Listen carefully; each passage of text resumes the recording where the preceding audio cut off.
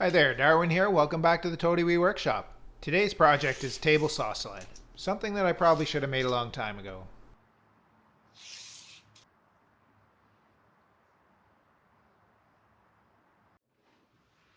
I'm going to be making a 3-foot by 2-foot sled. It's going to fit the job site saw that I have. But one of the first challenges I had was lifting up this Baltic Birch. They come in 5 by 5 sheets. It's 3/4 inch thick, and it weighs a ton. But because of the size, it's really unhandy. It really is beautiful plywood if you can find it though. It has 13 layers and the voids have all been filled, so you shouldn't come across any large gaps when you're cutting through it.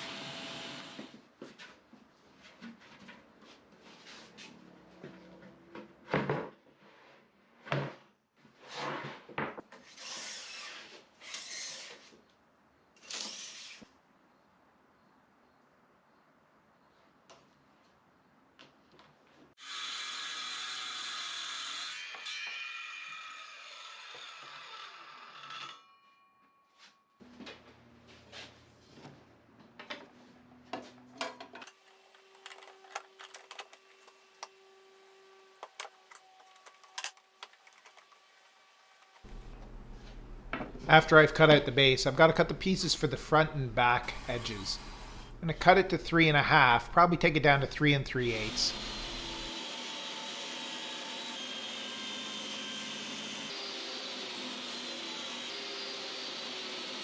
And laminating 2 pieces together so we get it about 1.5 inches thick.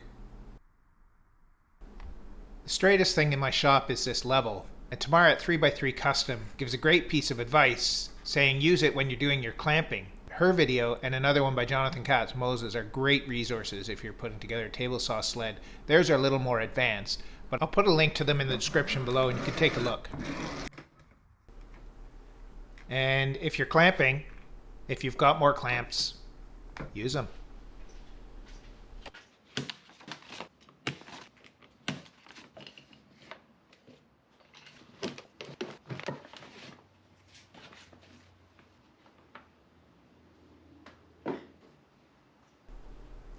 So these are going to be the front and back edges of the sled. I'm going to trim them up, clean off the edges. And now I'm going to make the runners. I'm cutting them to 5/16, because that's shallower than the depth of the track. And I'm putting the width at 11/16. I want them to fit easily in the track, so that's why they're smaller than the 3/4. And I'm going to eliminate the slop by making sure that they're aligned to the outside edge of the track using tape on the inside edges.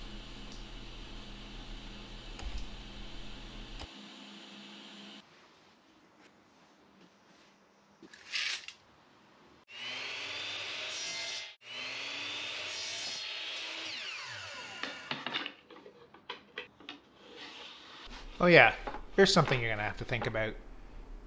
My table's perfectly aligned to the top of my table saw, so that means the runners won't fit. So I'm going to have to start grooving. So I have to cut grooves in the table long enough so that when the runners move out, the highest point in the blade is going to make it through the back of the table saw sled.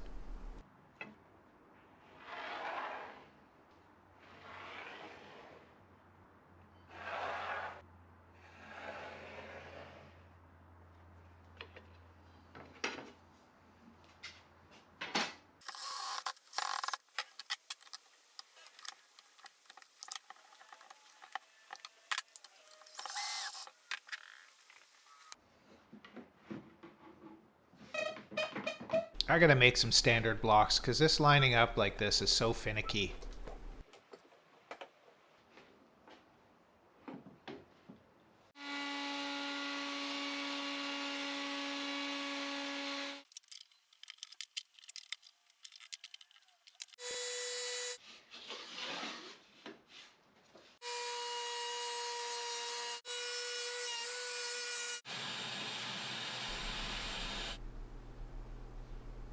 Here's the tape part I was talking about.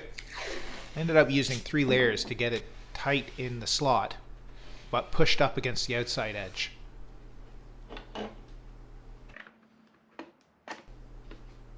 A lot of people recommend throwing pennies in here to prop it up, but we don't have those anymore, so I'm using popsicle sticks.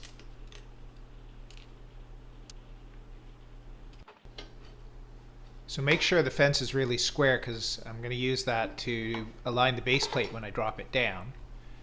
And I'll put some double-sided tape on the runners. That's going to stick to the bottom of the sled when I place it down.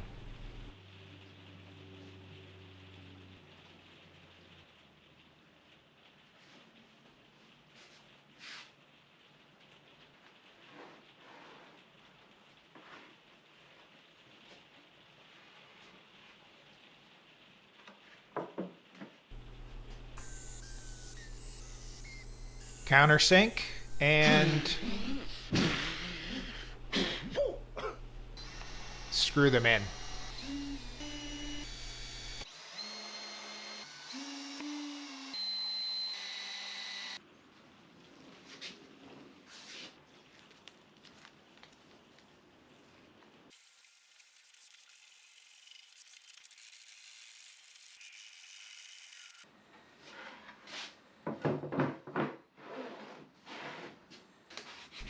Yeah, and I still needed to sand it.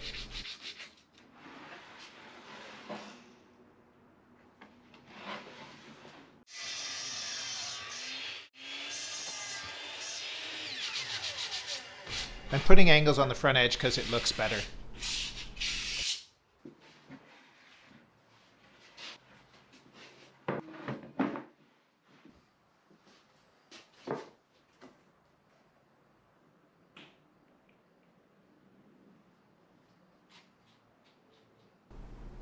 The front edge gets glued and screwed on.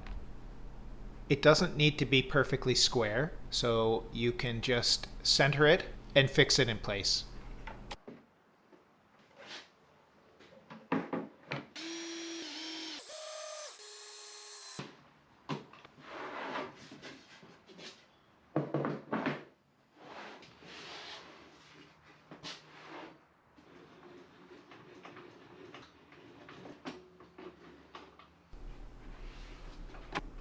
Okay, after increasing the slot size on my zero clearance table saw insert, I could start cutting the slot in the table saw sled.